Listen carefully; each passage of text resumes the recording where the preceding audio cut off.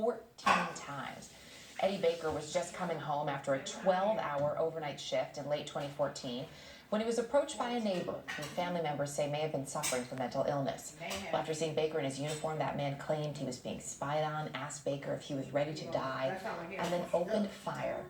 What happened next highlights not only the strength of first responders who go through intense physical and emotional training, but the resolve and the beauty of a community. Joining me now to share his story, Eddie Baker. Sir, great to have you with us. Thank you for having me. As I understand it, when this first happened, doctors said to you, you are never going back to work. And yet you did. Well, 2 years, 10 surgeries. What got you through and what got you to that day when you were able to go back and put your uniform on? well, I just kept the faith and I prayed every day that I would be able to get back to doing the job that I love to do. I love to help people, and I take a lot of pride in the profession that I am in at this point. So it's just an unreal blessing that I'm able to return back with my brother and sister first responders and continue to answer the call. And those brothers and sisters, your fellow first responders, they really supported you throughout all of this. As I understand it, they donated their days off. You never had to miss a paycheck through all of this, and they really rallied around you and your daughter, right?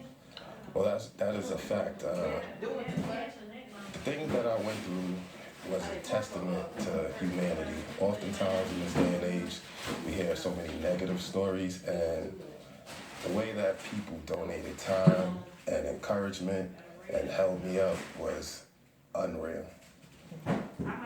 Was there ever a moment, though, in these last couple of years where you thought, I don't know if I'm going to get back to that place where I want to be? Well, throughout my recovery, there was many ups and downs. I dealt with depression, I dealt with anger, I dealt with physical pain.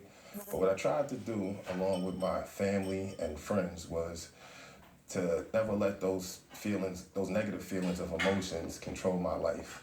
If I was able to think of one positive thought a day, I knew that eventually I'd be able to return to doing what I believe God put me on this earth to do. You did have a lot to work through. For people who may not know, walk us through your injuries. As I mentioned, you had 10 surgeries. That really doesn't even begin, though, to paint the picture of what you were facing.